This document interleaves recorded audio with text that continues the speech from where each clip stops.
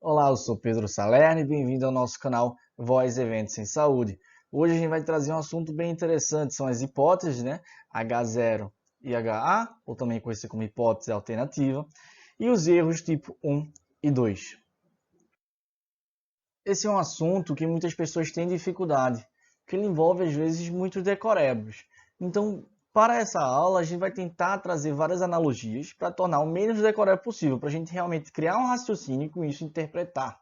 Então agora, a gente não está mais no YouTube, a gente está num tribunal. Você é um juiz que precisa determinar a sentença de um acusado. Esse acusado, existem duas possibilidades. Ele pode ser não culpado, que a gente também chama de inocente, ou ele pode ser culpado. Num tribunal, a gente sempre tem que prezar pela presunção de inocência. Então, na dúvida, pro réu, na dúvida, a gente tem que acreditar de fato que aquela pessoa não pode ser condenada por um crime que ela não cometeu. Então, a gente tem uma hipótese basal, que a gente também pode chamar de H0, que é o acusado não é culpado. E a nossa hipótese alternativa, ou seja, que a gente precisa provar, é a nossa H1, que o acusado é culpado. Saindo rapidamente do tribunal para um centro de pesquisa, a gente depara aqui com outro exemplo. Um estudo para avaliar o efeito do bentopril, uma droga que a gente inventou aqui agora, versus o placebo no controle da pressão arterial. Com base no que a gente acabou de ver no tribunal, qual é a nossa H0? Qual é a nossa hipótese basal? É a mais conservadora possível. É afirmar que não existe diferença significante entre os grupos analisados, que é a mesma coisa de dizer que o grupo do bentopril não teve uma média de pressão diferente do grupo controle, o grupo que recebeu placebo. Já a nossa hipótese alternativa seria justamente afirmar que sim, a gente obteve médias diferentes e existe uma diferença na pressão daqueles pacientes que receberam bentopril e daqueles que receberam o placebo. Então, nosso H0 é não existe diferença entre os dois grupos. E faz sentido estatisticamente a nossa afirmação ser uma hipótese de nulidade, de não existir diferença. Porque a gente pode falhar em rejeitar, ou seja, a gente procurou qualquer que seja o resultado que seja diferente da nulidade e não encontrou, ou seja, não foi comprovado nenhuma diferença entre os grupos, ou se qualquer um dos resultados mostra uma diferença, qualquer que seja, seja para mais ou para menos, a gente vai rejeitar a hipótese de nulidade. Então fica muito mais fácil do ponto de vista estatístico encontrar uma resposta que auxilie na nossa pergunta. Então, em suma, nós temos duas opções. Nós podemos falhar em rejeitar, que seria como se fosse o equivalente em aceitar, ou a gente pode rejeitar e afirmar que existe sim uma diferença entre os grupos. Nesse processo de rejeitar a hipótese de nulidade ou falhar em rejeitar a hipótese de nulidade, nós, como os bons seres humanos, nós erramos. Então a gente tem dois tipos de erros, que a gente chama de erro tipo 1 e erro tipo 2. O erro tipo 1 eu quero que vocês pensem como se fosse o falso positivo. E para isso a gente vai usar o exemplo do bentopril aqui.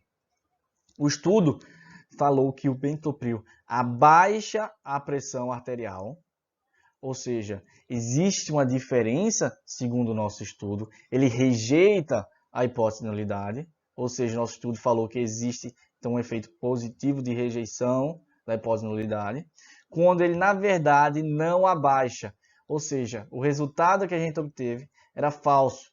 Logo, o nosso erro tipo 1 é o resultado falso positivo. Já o erro tipo 2, a gente vai pensar como se fosse o falso negativo. O estudo fala que o bentopril não abaixa a pressão, ou seja, ele falha em rejeitar a hipótese de nulidade, ele não vê, veja que a gente está falando tudo aqui em negativo, quando na verdade ele devia ter rejeitado a hipótese, ou seja, o resultado também é falso, então é o falso negativo. A gente pode chamar também o erro tipo 1 como probabilidade alfa, alfa sendo a primeira letra no léxico grego. E o erro tipo 2 em probabilidade beta. Vamos então praticar mais uma vez, porque esse assunto ele é um assunto que requer que você fique sendo exposto a ele de diferentes formas. Porque nas questões ele vai dar diferentes abordagens e você tem que saber raciocinar de acordo com elas. Então esse quadro que a gente tem aqui é muito parecido com aquele quadro lá do vídeo do teste diagnóstico. Se você não assistiu, vai lá e assiste, o vídeo está bem legal. Aqui em cima a gente tem a realidade. O que pode ser a realidade? A nossa hipótese de nulidade. Ela pode ser verdade, ou seja, não existe diferença entre os grupos, ou a hipótese 0, H0, ela é falsa, existe sim uma diferença entre os grupos. Já o nosso estudo pode aceitar a H0, que é a mesma coisa em falhar em rejeitar, ou ele pode, de fato, rejeitar a nossa H0 e falar que existe uma diferença. Isso pode bater ou não com a verdade. Para facilitar e entender o que é positivo e negativo, eu uso esse conceito aqui embaixo, que vocês podem ver.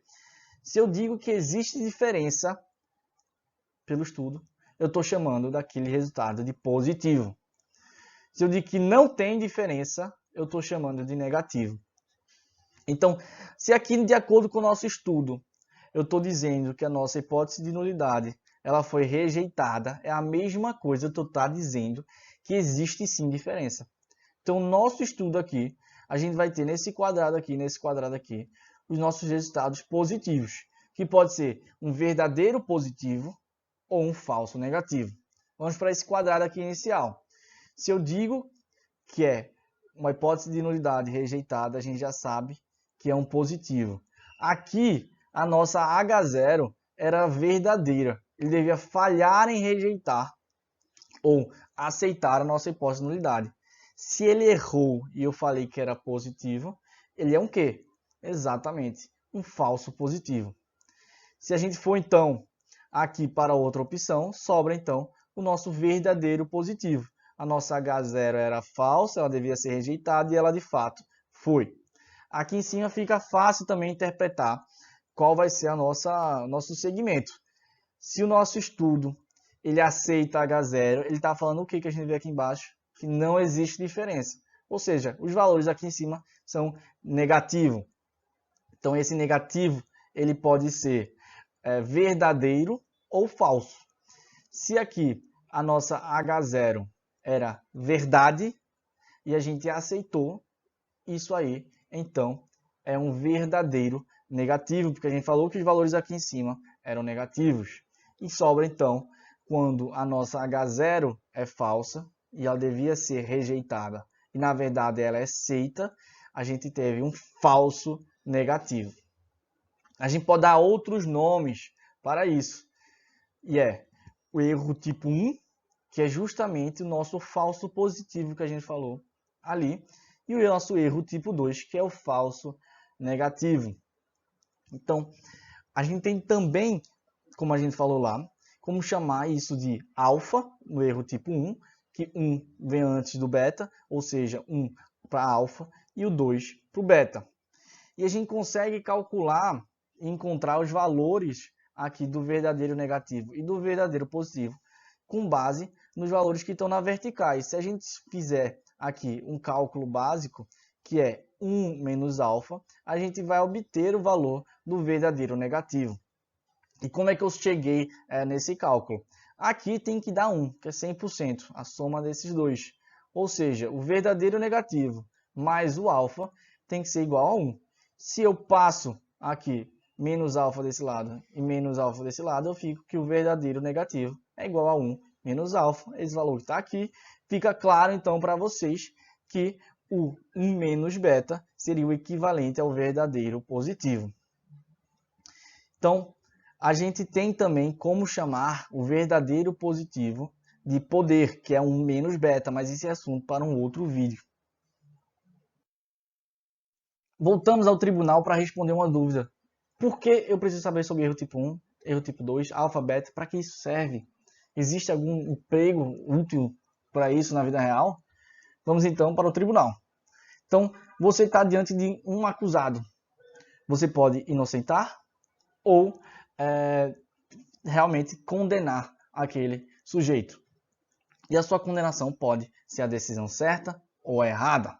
Então, se na realidade a nossa H0 é verdade, ou seja, o homem é inocente, e eu não rejeito a H0, ou seja, eu aceito ela, eu estou absolvendo o acusado, e aquilo ali é a decisão certa, que é verdadeiro ou negativo, que é a mesma coisa que 1 menos alfa, que foi o que a gente acabou de falar.